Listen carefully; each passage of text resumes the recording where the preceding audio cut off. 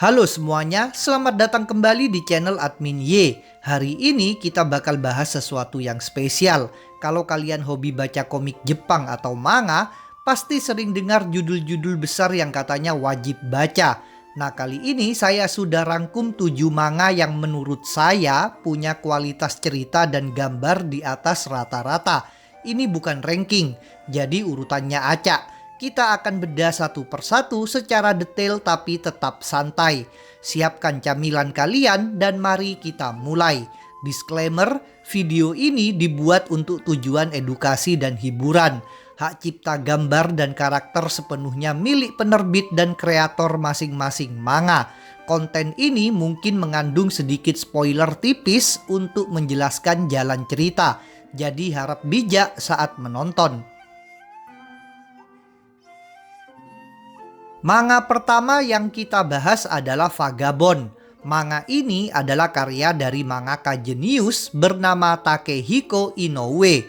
Kalau kalian tahu Slam Dunk, nah ini penulis yang sama. Vagabond pertama kali dirilis tahun 1998. Berbeda dengan Slam Dunk yang membahas basket, Vagabond ini mengangkat tema sejarah samurai yang sangat kental. Inoue Sensei tidak bekerja sendirian dalam hal riset, karena cerita ini diadaptasi dari novel terkenal berjudul Musashi, karya Eiji Yoshikawa. Jadi pondasi ceritanya sudah sangat kuat dan berbobot sejak awal. Sinopsisnya bercerita tentang seorang pemuda bernama Shinmen Takezo.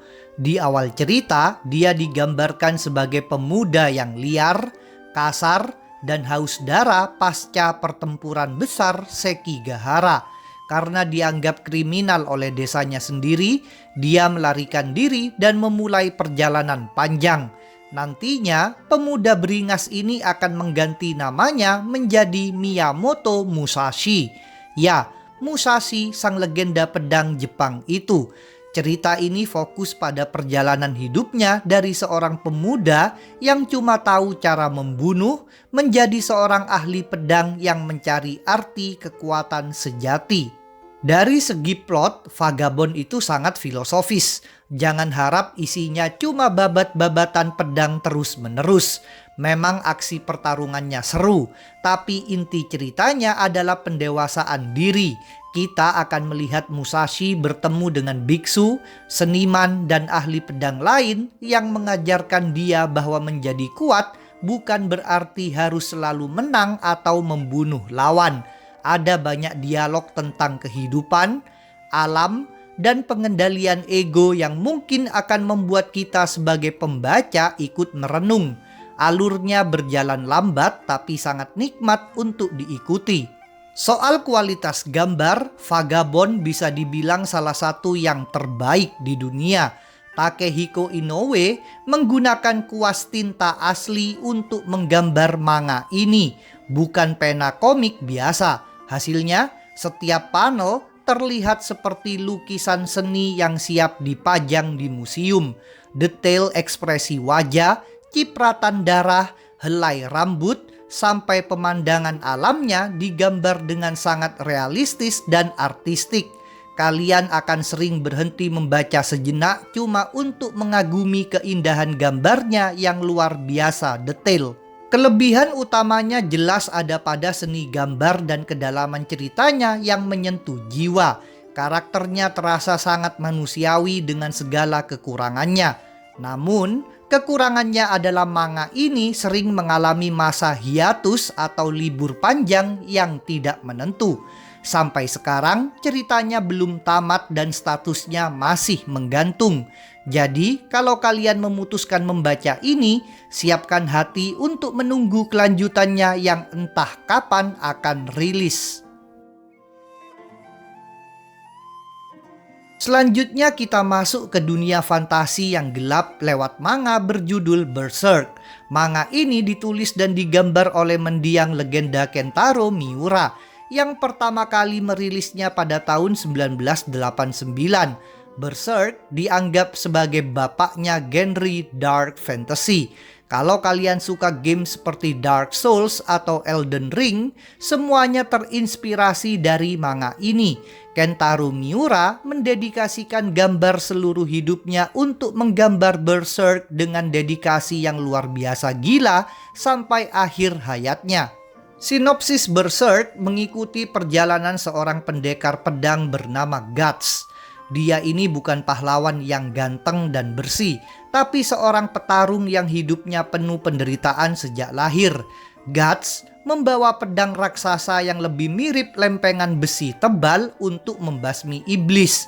Ceritanya berpusat pada hubungan rumit antara Guts dan Griffith, pemimpin kelompok tentara bayangan bernama Band of the Hawk.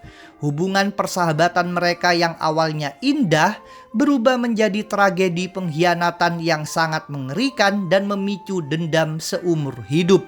Plot cerita Berserk dibagi menjadi beberapa babak, tapi yang paling terkenal adalah Golden Age Arc. Di sini kita melihat bagaimana ambisi seseorang bisa menghancurkan segalanya.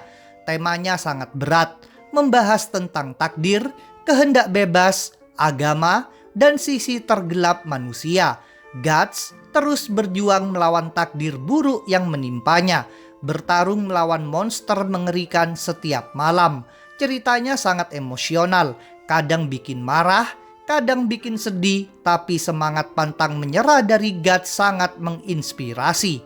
Kualitas gambarnya, wah ini level dewa. Kentaro Miura terkenal sangat obsesif dengan detail. Satu halaman manga bisa berisi ribuan goresan garis yang sangat rapat.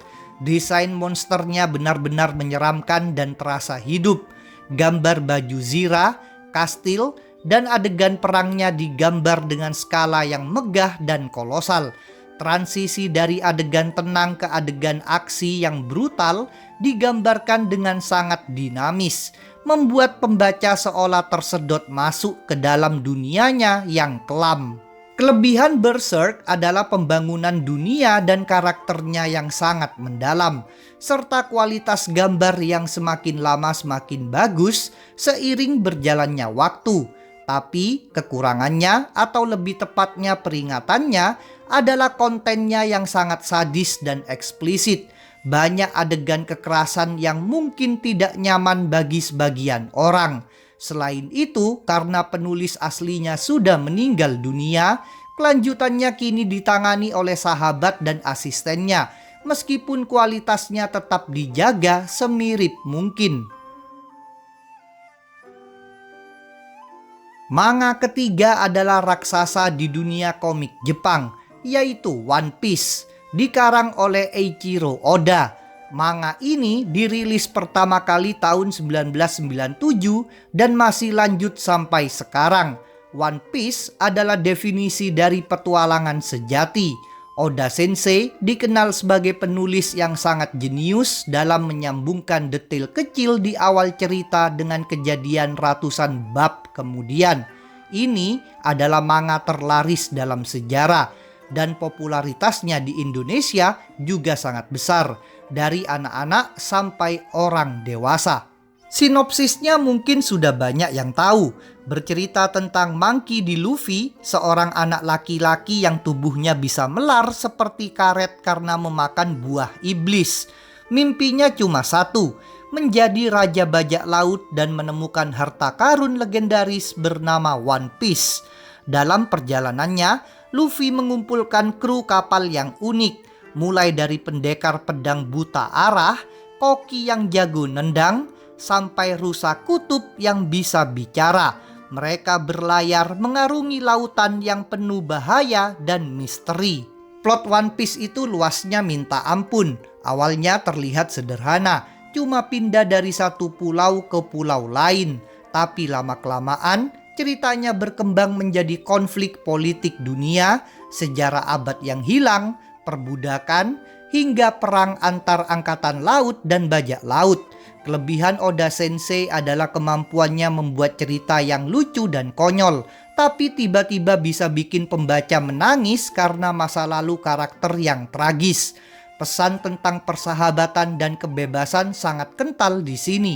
Untuk kualitas gambar, gaya Eiichiro Oda memang unik. Di awal-awal gambarnya terlihat sederhana dan kartun banget.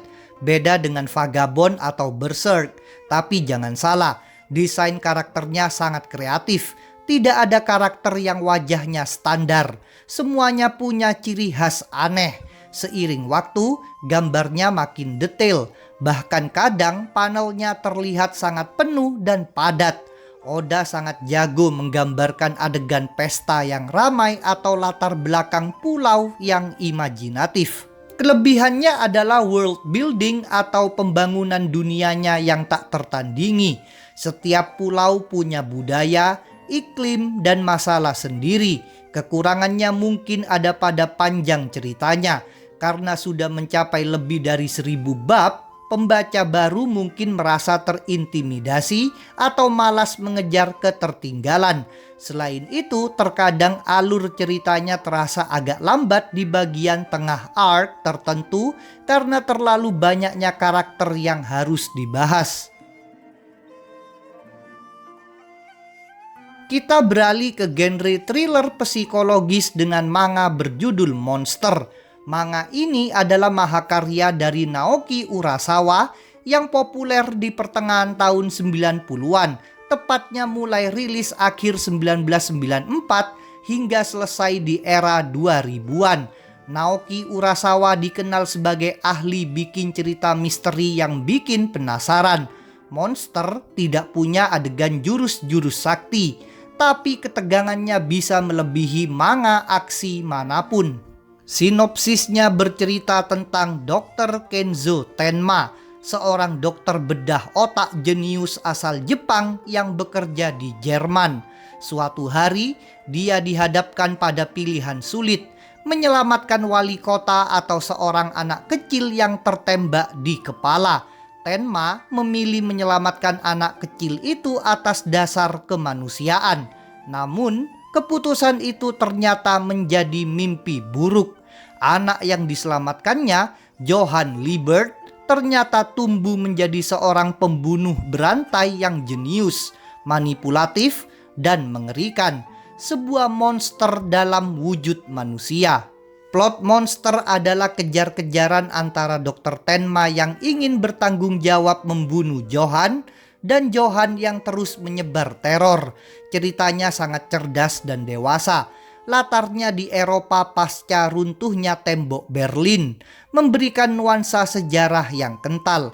Kita diajak bertanya-tanya, apakah semua nyawa itu setara dan bagaimana seorang monster tercipta? Tidak ada hantu di sini, yang ada hanyalah kengerian dari sifat manusia itu sendiri. Plotnya penuh intrik, konspirasi, dan kejutan di setiap tikungan. Kualitas gambar Naoki Urasawa sangat khas dan realistis. Dia sangat jago menggambar wajah orang Eropa. Jadi karakternya benar-benar terlihat seperti bule, bukan orang Jepang yang diwarnai pirang. Ekspresi wajah adalah kuncinya. Kita bisa merasakan ketakutan, kegilaan, atau kesedihan karakter hanya dari tatapan mata mereka. Latar belakang kota-kota di Jerman dan Ceko digambar dengan riset yang mendalam, membuat suasananya terasa sangat nyata dan sinematis, seperti nonton film detektif jadul. Kelebihan utama Monster adalah penokohan antagonisnya. Johann Liebert sering disebut sebagai salah satu penjahat terbaik di dunia anime atau manga, karena karismanya yang menakutkan tanpa perlu otot besar. Kekurangannya mungkin bagi sebagian orang adalah alurnya yang slow burn atau lambat. Ini bukan manga yang tiap halamannya ada ledakan. Butuh kesabaran dan konsentrasi untuk mengikuti dialog dan petunjuk-petunjuk kecil yang disebar oleh penulisnya. Sekarang buat kalian yang butuh aksi baku hantam murni, ada Kengan Ashura. Manga ini ditulis oleh Yabako Sandrovic dan digambar oleh Daro Meon. Dirilis tahun 2012. Kalau kalian suka film Fight Club atau UFC, manga ini cocok banget. Konsepnya unik karena menggabungkan dunia bisnis korporat dengan pertarungan bela diri bawah tanah yang brutal. Penulisnya sendiri punya latar belakang bela diri, jadi teknis pertarungannya cukup masuk akal walau tetap dilebih-lebihkan ala manga. Sinopsisnya begini, di Jepang ternyata para pedagang dan perusahaan besar sudah menyelesaikan sengketa bisnis mereka lewat pertarungan gladiator sejak zaman Edo. Tradisi ini berlanjut sampai zaman modern dalam wadah bernama pertarungan kengan. Perusahaan menyewa petarung untuk mewakili mereka. Tokoh utamanya adalah Ohma Tokito, petarung jalanan yang cuma ingin membuktikan siapa yang paling kuat. Dia direkrut oleh seorang pegawai kantoran tua bernama Kazuo Yamashita yang nasibnya selalu sial. Plotnya sebenarnya sederhana. Mayoritas isinya adalah turnamen besar untuk menentukan ketua asosiasi kengan. Tapi yang bikin seru adalah variasi karakternya. Ada petarung sumo, tinju, gulat, karate, sampai pembunuh bayaran dengan teknik aneh. Setiap pertarungan punya strategi dan kejutan.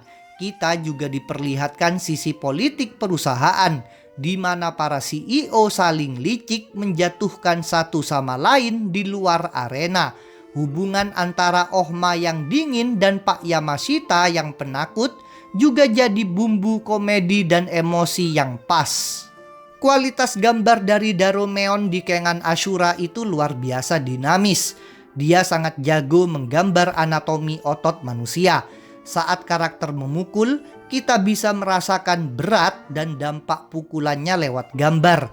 Keringat yang bercucuran, ekspresi wajah yang terdistorsi saat kena pukul, sampai aliran darah, semuanya digambar dengan detail yang bikin ngilu tapi keren. Penggunaan efek garis geraknya bikin pertarungan terasa cepat dan agresif. Kelebihan manga ini adalah intensitas pertarungannya yang tinggi dan tidak mudah ditebak siapa yang bakal menang. Karakter sampingannya pun dapat porsi cerita yang menarik, jadi tidak melulu soal tokoh utama. Kekurangannya, ceritanya memang tidak sefilosofis Vagabond atau sekompleks Monster. Ini murni hiburan aksi maskulin. Selain itu, di awal-awal chapter, gaya gambarnya mungkin terlihat agak kasar sebelum akhirnya berevolusi menjadi sangat bagus di pertengahan cerita. Balik lagi ke tema sejarah, ada Vinland Saga karya Makoto Yukimura yang rilis tahun 2005. Manga ini mengambil latar belakang bangsa Viking di abad ke-11. Kalau kalian berpikir ini cuma cerita orang barbar yang suka perang, kalian salah besar. Vinland Saga adalah salah satu manga dengan pengembangan karakter terbaik yang pernah ada. Penulisnya melakukan riset sejarah yang sangat mendalam tentang budaya Viking, pakaian, hingga kapal-kapal mereka.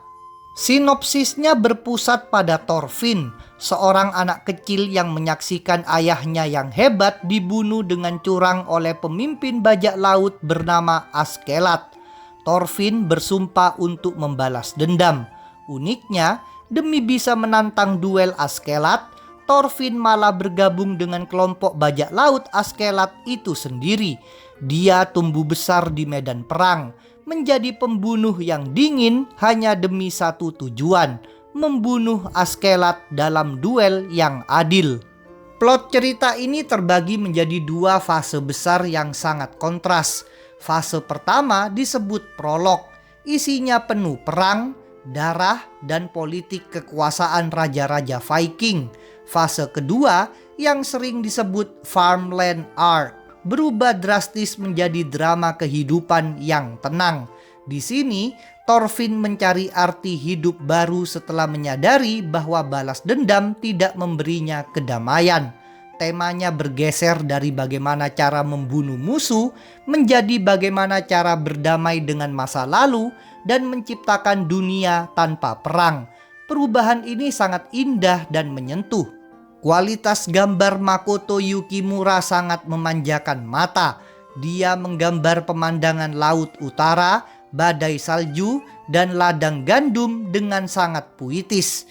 Detail pada baju zira, Rantai dan senjata Viking digambar presisi sesuai sejarah, tapi yang paling juara adalah caranya menggambar emosi. Kita bisa melihat kemarahan yang meluap-luap atau keputusasaan yang kosong dari wajah Thorfinn. Adegan aksinya pun brutal dan realistis. Tidak ada jurus sihir aneh-aneh di sini. Kelebihan Vinland Saga adalah pesan moralnya yang sangat kuat tentang anti kekerasan dan penebusan dosa. Karakter Askelat juga sering disebut sebagai salah satu karakter paling kompleks. Dia jahat, tapi cerdas dan punya karisma. Kekurangannya perubahan tempo dari full action di awal menjadi drama pertanian. Di pertengahan sering membuat pembaca yang cuma cari aksi jadi bosan dan berhenti baca. Padahal justru di bagian itulah inti emas dari cerita ini berada. Terakhir, kita tutup dengan manga yang konsepnya paling gokil dan memacu adrenalin, yaitu Record of Ragnarok atau Sumatsu no Valkyrie. Manga ini ditulis oleh Shinya Umemura dan Takumi Fukui, serta digambar oleh Aji Chika. Rilis tahun 2017. Ini adalah manga turnamen all out yang idenya sangat liar. Kalau kalian suka perdebatan siapa lebih kuat antara tokoh A versus tokoh B, manga ini adalah jawabannya.